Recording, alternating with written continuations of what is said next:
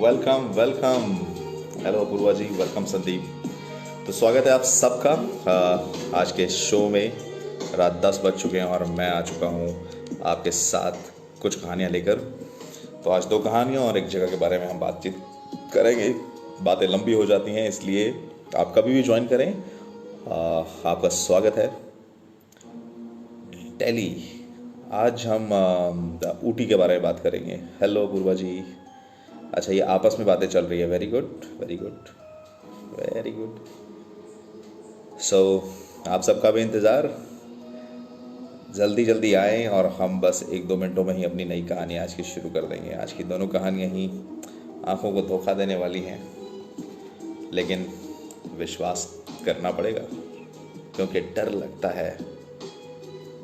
ऊटी। ऊटी आज जो हम बात करेंगे वो ऊटी के बारे में बात करेंगे। Hello Janhvi, welcome. कैसे हैं आप? वेलकम स्वप्निल। सो आप लोग ऊटी गए होंगे, तो ऊटी बहुत ही बढ़िया जगह है। सो वेलकम, आप सबका भी स्वागत है। कैसे हैं आप सब? तो आज मेरे पास दो कहानियां हैं और एक जगह के बारे में आज हम बात करेंगे। सो शैल वी स्टार्ट?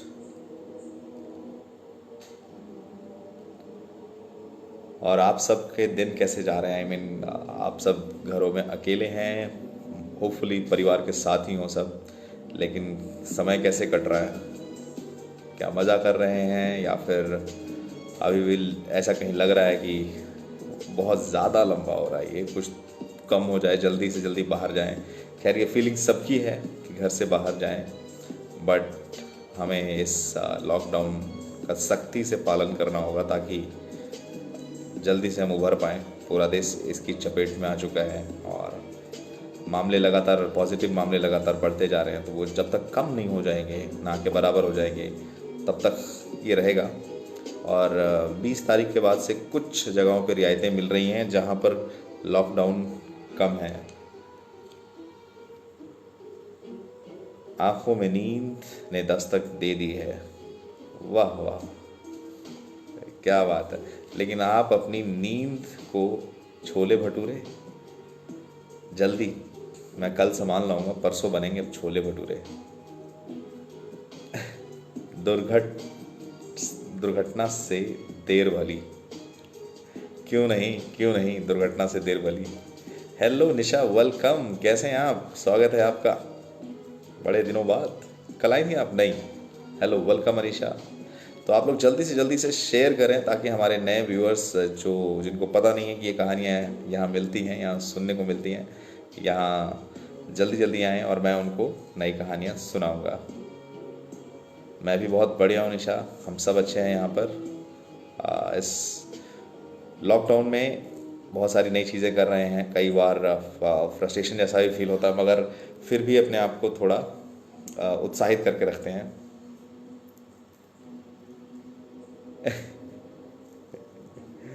मैंने नींद को तुम्हारे बनाने दे दी। ठीक है भाई, ठीक है। आपकी नींद सराखों पर, मेरा बहाना दिया। बिल्कुल बिल्कुल। वेलकम कृष्णेंदु जी, वेलकम। तो मेरी कहानियाँ सुन सुन के आपके दिन जा रहे हैं? अरे, और भी कहानियाँ सुनाएंगे। आपके दिन, महीने, साल कट जाएंगे हमारी कहानियों के साथ। कल, अरे कोई बात नहीं, आपके खेत को हम स्वीकार करते हैं और आप अब से हमेशा रेगुलर रहिएगा, बस यही आशा करते हैं। Welcome Bhaskar, welcome. How are you? कैसे हैं आप? तो आप सब लोग आ गए हैं। चलिए, anyhow, it's a best time to start my stories. तो आज की जो कहानियाँ हैं वो दोनों कहानियाँ शुरू करता हूँ मैं।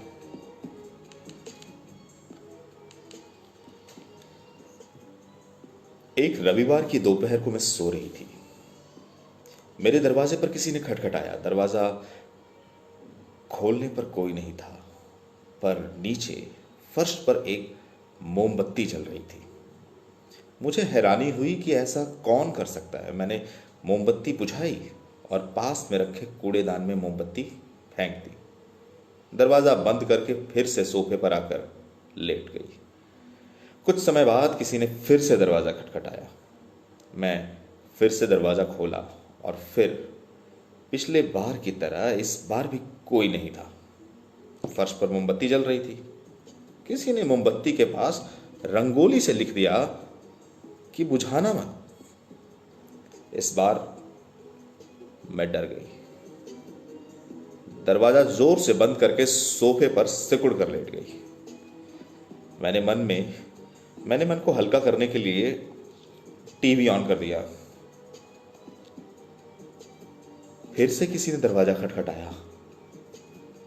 मैंने नहीं खोला। फिर घंटी बजी। मैंने नहीं खोला। फिर जोर जोर से दरवाजा कोई पीटने लगा। मैं डर के मारे रोने लगी। अपना फोन ढूंढा पर कहीं नहीं मिला। फिर दरवाजा पीटना और घंटी बजाना बंद हो गया। कुछ आधे घंटे बाद मैंने सोचा कि इसमें डरने की क्या बात है। हो सकता हो कि आस पड़ोस से कोई बच्चा शैतानी कर रहा हो। मैंने हिम्मत जुटाई, दरवाजा खोला ये सोचकर कि अब तो आधा घंटा बीत चुका है, कोई नहीं होगा। मैं बिल्कुल नॉर्मल तरीके से दरवाजे तक गई और चटाक से दरवाजा खोला तो दरवाजा खोलते ही मेरे सामने पापा के एक दोस्त खड़े मुस्कुरा रहे थे। नीचे मोमबत्ती जल रही थी। मैं बुरी तरह डर गई क्योंकि ये पापा के वो दोस्त थे जिनकी 15 साल पहले डेथ हो गई थी। मैं जोर से चिल्लाई। उसके बाद किसी ने मेरे सर पे हाथ फेरा। मेरी नींद टूटी और पास में मैंने अपनी मम्मी को बैठा हुआ पाया। आंखों से आंसू निकल गए, उनसे लिपट गई। बहुत बहुत बुरा सपना था। मैंने मम्मी को सब बताया। फिर उन्होंने एक चौंका देने वाली बात बताई। उसी दिन उन अंकल का 15वां श्राद्ध था। मुझे ये बात नहीं मालूम थी। मैंने काफ़ी सोचा कि कहीं वो अंकल मुझसे कोई बात करने की कोशिश तो नहीं कर रहे थे। क्या वो सच में मुझसे मिलने आए थे या आखिरकार मेरा नाम उन्होंने ही 30 साल पहले रितिका रखा था।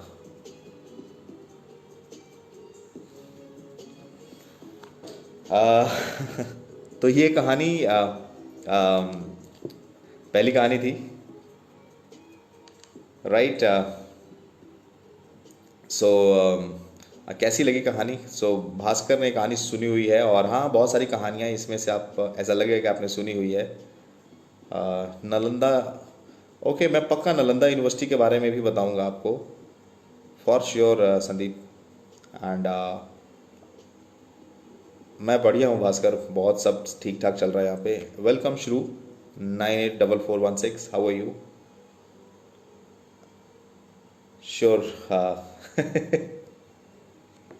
मैं खुद भी गूगल करता हूँ, डोंट वरी, लेकिन कुछ रोचक तथ्य ढूंढ ढूंढ के निकालने होते हैं। सब गूगल कर सकते हैं लेकिन मैं ढूंढ के लाता हूँ। वेलकम आत्मा।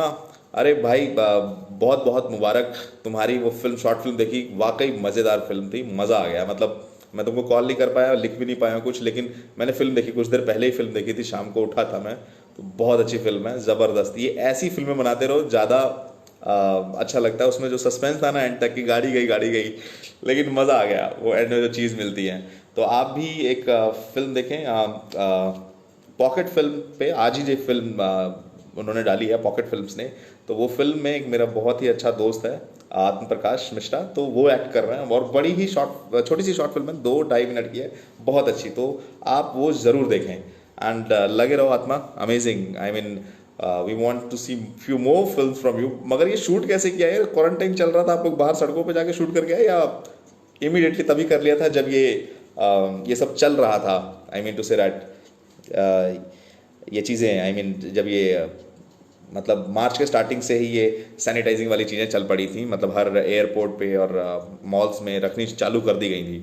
ऑल राइट, तो हम अब दूसरी कहानी पे आते हैं, आंखों के धोखे पे।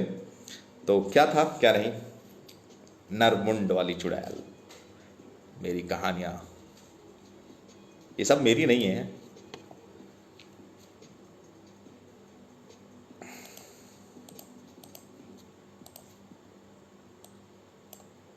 रेडी?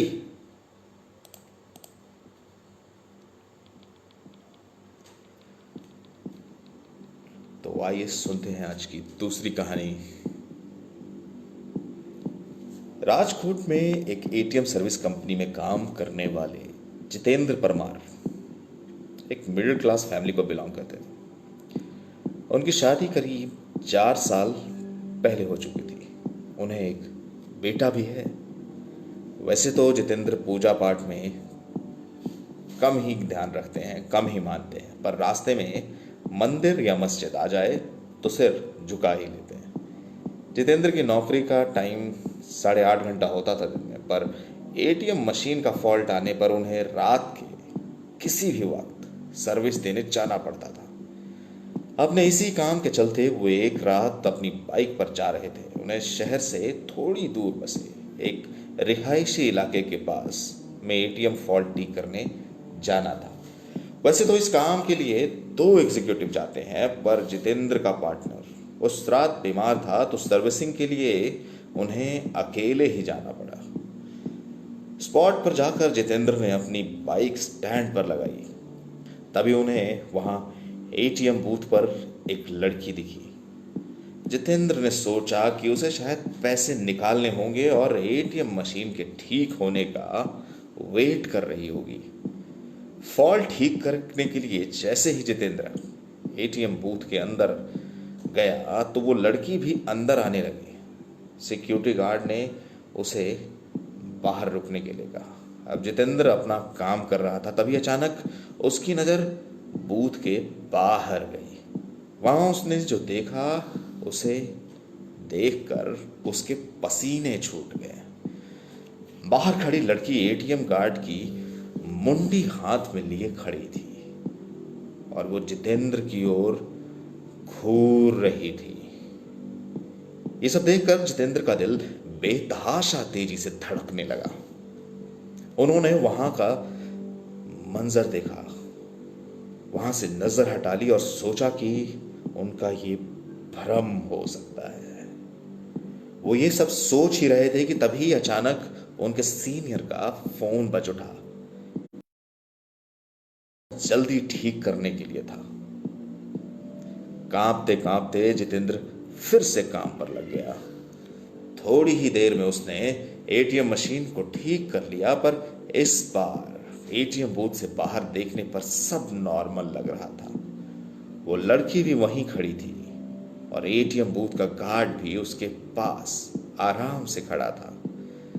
जितेंद्र ने सोचा कि पहले जो भी देखा था वो सब उसका भ्रम होगा। वो काम निपटाकर सीधा अपनी बाइक की ओर दौड़ गया और जाने से पहले उसने एक बार फिर एटीएम बूथ पर नजर डाली। तब एक बार फिर से उसका दिल दहल गया। एक बार फिर बाहर खड़ी लड़की एटीएम गार्ड की मुंडी, इस भयानक नजारे को देखकर वो और डर गया। वो एटीएम गार्ड की मुंडी अपने हाथ में लिए खड़ी थी। डरने के बाद वो जल्दी वहां से भाग निकला। राजकोट वापस लौटते वक्त भी उन्हें बार बार भास हो रहा था कि उनकी बाइक के साथ कोई परछाई चल रही है। वे घबराए और बाइक चलाए जा रहे थे। न जाने कैसे अचानक ही उनकी बाइक बंद हो गई और ठीक एक बरगद के पेड़ के पास जाकर रुकी। जितेंद्र को यकीन नहीं हो रहा था कि उनके साथ ये सचमुच हो रहा है। उन्होंने नजर उठाई तो बरगद की टहनी से झूलती एक आकृति नजर आई। उसके हाथ में एक नरमुंड था और वो अजीब घबराहट भरी आवाज में कुछ बोल रही थी। जितेंद्र ये सब देखकर वहीं जड़ हो गया। ना उसकी चीख निकली, ना उसके अंदर हिलने की ताकत बची। चुड़ैल पेड़ से उतरी, उसके पांव उल्टे देखकर जितेंद्र के पसीने छूट गए। उसने आंखें मूंद ली और भगवान को याद करने लगा। चुड़ैल उसके बगल में आकर बैठ गई और उसका सर सहलाने लगी। इसके बाद जितेंद्र को कुछ याद नहीं कि उसके साथ क्या हुआ। जब होश आया तो वो एक हॉस्पिटल में था। सुबह कुछ स्थानीय लोगों ने उसे बेहोश पड़ा देख हॉस्पिटल पहुंचा दिया था। इस घटना के महीनों बाद तक जितेंद्र बेसुध रहा और काफी पूजा पाठ करने के बाद ही उसकी हालत फिर से सामान्य हो पाई थी। अब वो राजकोट छोड़ चुके हैं और एक सामान्य जीवन जी रहे हैं।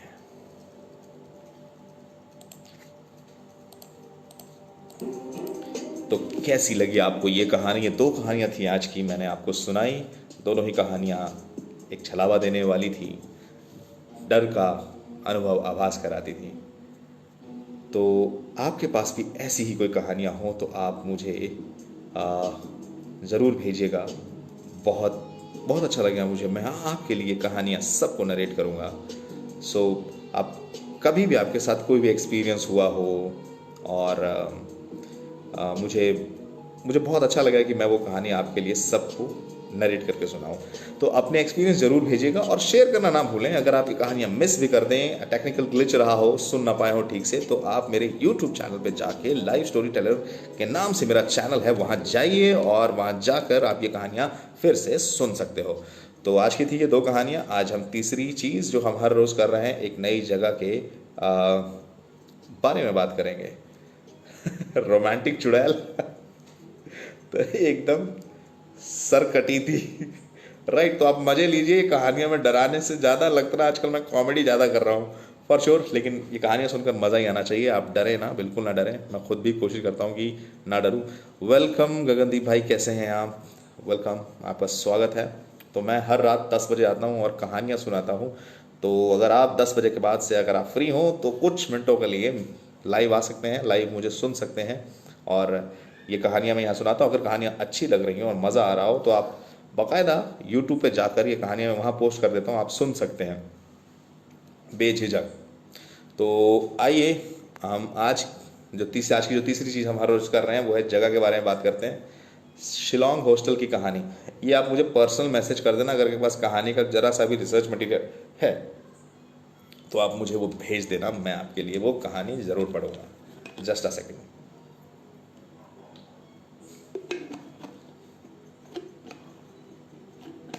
ये सब नज़ारे हैं, आपके पास बहुत सारी कहानियाँ होंगी। क्वारंटाइन ये जो चल रहा है, हमारे पूरे देश का लॉकडाउन चल रहा है, इस टाइम पे हम लोग अपनी कहानियाँ शेयर कर सकते हैं भाई। इसलिए बोलता हूँ कि ताकि डर ना लगे।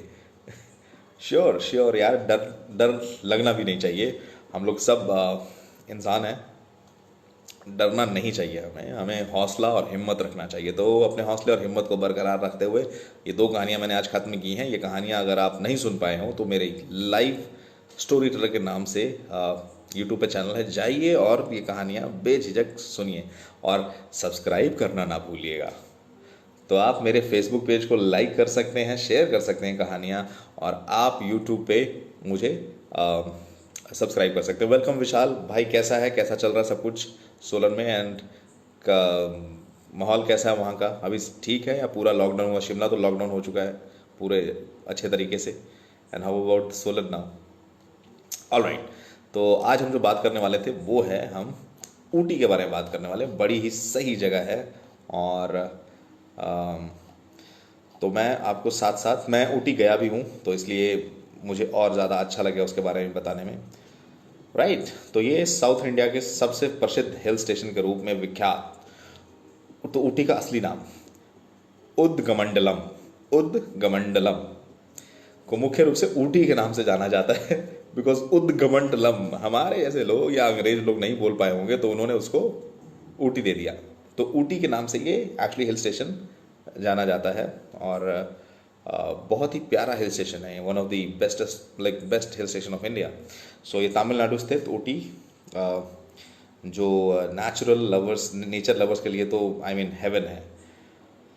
और यहाँ ब्यूटीफुल सीनरी है, दूर दूर तक आप देख सकते हैं। जस्ट अ सेकेंड गाइस, क्या तो राहुल भाई बोल रहे हैं नालंदा यूनिवर्सिटी की कहानी में मेरा कैरेक्टर में है। भाई भेजिए, आप भेजिए, मैं भेजूँ, सब बताऊंगा आपको उसके बारे में, कल जरूर बताऊंगा नालंदा यूनिवर्सिटी के बारे में। ऑल राइट, सो पहाड़ों की रानी, साउथ की पहाड़ों की रानी भी कहा जाता है इसे। इस हिल स्टेशन के दूर दूर तक फैली है हसीन वादियाँ, हरे भरे पेड़ की हरियाली। यहाँ आने वाले जो टूरिस्ट होते हैं उनको बहुत अच्छा लगता है। और ये 7,440 फीट ऊपर है सी लेवल से।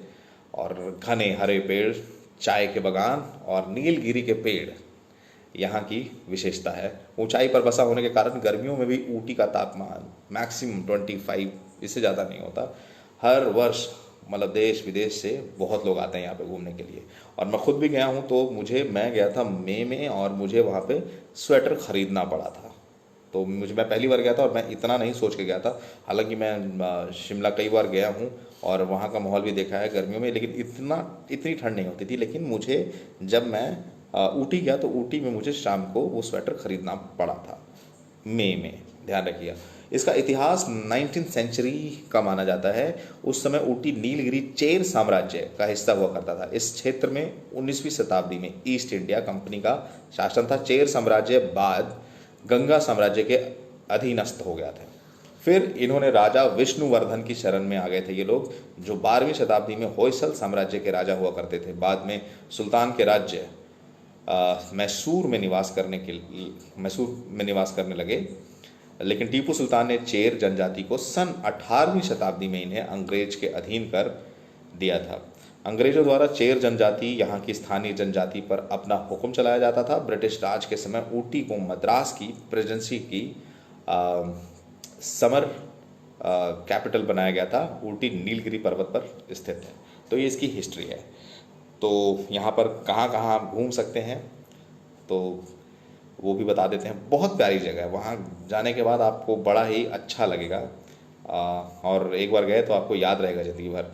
तो नीलगिरी पहाड़ियाँ है, बहुत खूबसूरत हैं। यहाँ के पर्वत जो गोद में स्थित हैं, ऊटी की खूबसूरती को करीब से निहारने के लिए हर साल भारी तादाद में newly wed couples as a tourist आते हैं।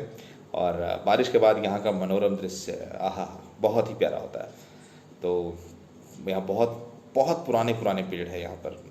तो ऊटी में एक बहुत प्यारा झील है, ऊटी झील, ऊटी लेक। तो यहाँ लेक में ज़रूर जाना है। और नौका विहार, मतलब वहाँ आपने बोटिंग नहीं की तो कोई फ़ायदा नहीं, ज़रूर करिएगा। यहाँ एक बहुत ही खूबसूरत झील है जो बहुत बड़ा है। और मोटर बोट भी है, पैडल बोट भी है, सब कुछ है। मछली पकड़ने का शौक़ भी पूरा कर सकते हैं आप। तो इस झील का जो इसको बनाया गया था वो 1825 में बनाया गया था। 3 किलोमीटर तक फैली हुई झील। और बहुत सारे फूल हैं इसके आसपास। बहुत बड़ी झील है ये और प्यारी। आप जाएंगे तो आपको पता लगेगा। अच्छा, यहाँ बागवानी है जो बहुत फेमस है, मतलब चाय वाली। तो जो वनस्पति उद्यान जरूर है, मतलब जो थोड़े इन्होंने बागीचे बनाए हैं। इसकी इस्टेब्लिशमेंट हुई थी 1847, मतलब जब ब्रिटिशर्स आए तो उन्होंने सारी जगह को बदलना शुरू कर दिया था। अब यहाँ का जो फॉरेस्ट डिपार्टमेंट है वो देखता है इसको। और पेड़ पौधे जो है वो 650 से भी ज़्यादा, मतलब 650 तरह की अलग अलग तरह की पेड़ वगैरह आपको यहाँ पे मिल जाएंगे। और डोडा बोटी चोटी, मतलब सबसे टॉप जगह है जो वहाँ की, उसको डोडा बेट्टा कहते हैं। डोडा बेट्टा 8 किलोमीटर दूर है वहाँ से, सिटी से, और सबसे ऊपर है, यहाँ की सबसे ऊपर जगह है। और ये 2623 मीटर ऊपर है। जो मैंने बताया था ना 7440 से भी 2623। और यहाँ के जो चीड़ के जो पेड़ हैं वो काफ़ी मात्रा में है। इसके आसपास देखने लायक बहुत अच्छी अच्छी चीज़ें हैं। तो आप जाएं, ज़रूर जाएं। और टॉय ट्रेन देखिए शिमला में है, कांगड़ा जाते हुए मिलेगी, डलहौजी में मिलेगी और ये ऊटी में मिलेगी आपको। और ये नागपुर के पास भी एक जगह पे कम चलती है लेकिन है। तो ऊटी आने वाले टूरिस्ट टॉय ट्रेन का सफ़र ज़रूर करते हैं। मैंने खुद ने लाइन में लग के टिकटें ली थी, मुझे याद है। आम ट्रेन के मुकाबले इसका सफ़र थोड़ा हटकर होता है। सो कुन्नूर हिल स्टेशन एक बहुत ही खूबसूरत और प्यारा हिल स्टेशन है। तो मेट्टुपलायम से कुन्नूर होते हुए ट्रेन ऊटी तक जाती है। तो 19 किलोमीटर का डिस्टेंस है कुन्नूर से लेकर ऊटी तक का, उसके लिए ट्रेन भी है। तो इसके दौरान ऊटी आपको जंगलों के थ्रू लेके जाएंगे। तो आप कैमरा वैमरा लेके गए हो तो बहुत ज़्यादा कैप्चर भी कर सकते हैं। और ये राज फिल्म के लिए फेमस है, अभी संदीप ने भी बताया मुझे।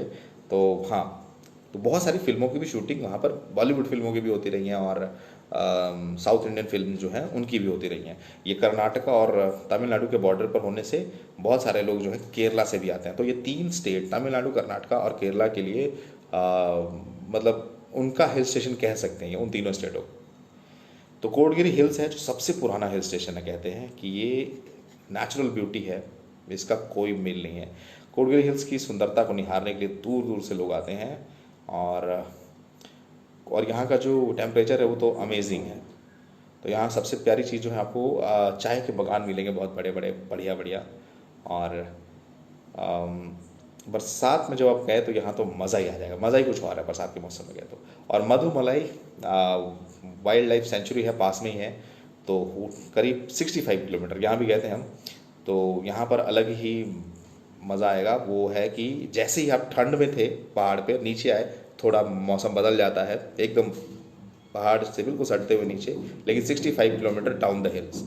और अलग अलग तरह के आपको यहाँ पे वन्य जीव मिलेंगे। मैंने खुद ने बहुत सारी हिरने और बहुत सारे हाथी, जंगली हाथी देखे थे।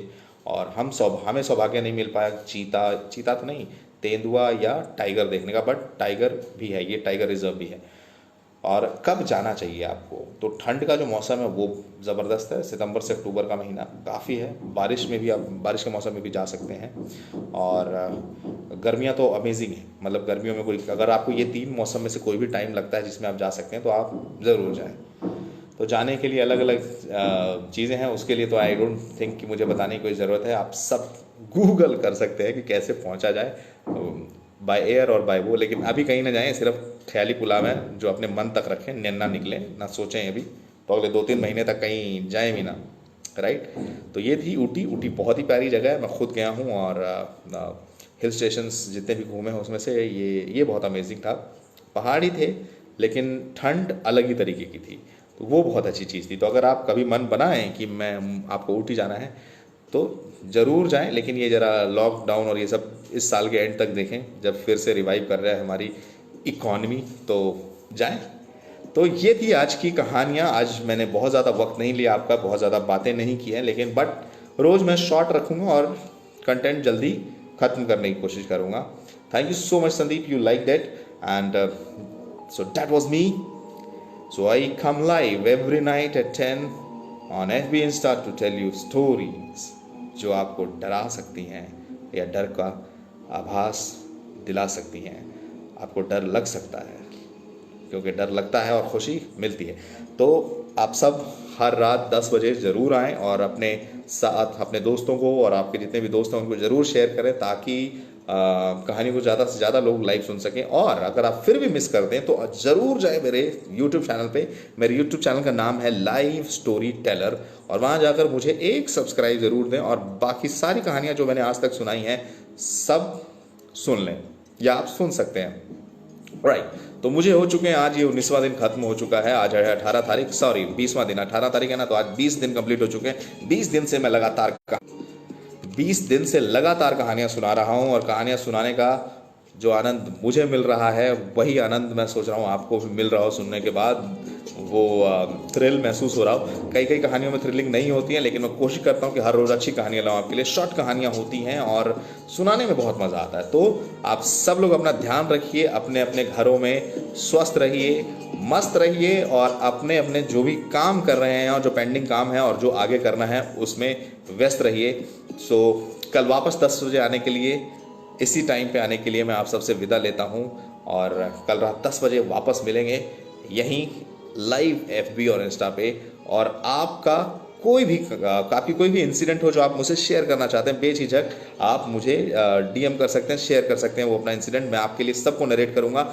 और अगर आप चाहते हैं कि मेरी नरेशन में कुछ खराबियाँ हैं और कुछ इम्प्रूवमेंट है, मेरे शुभचिंतक, तो आप वो ज़रूर शेयर करेगा। तो यानी हाँ, कल मिलेंगे वापस 10 बजे इसी टाइम। तब तक के लिए आप सब अपना ध्यान रखिए। गुड नाइट, शब्बा खैर, शुभ रात्रि।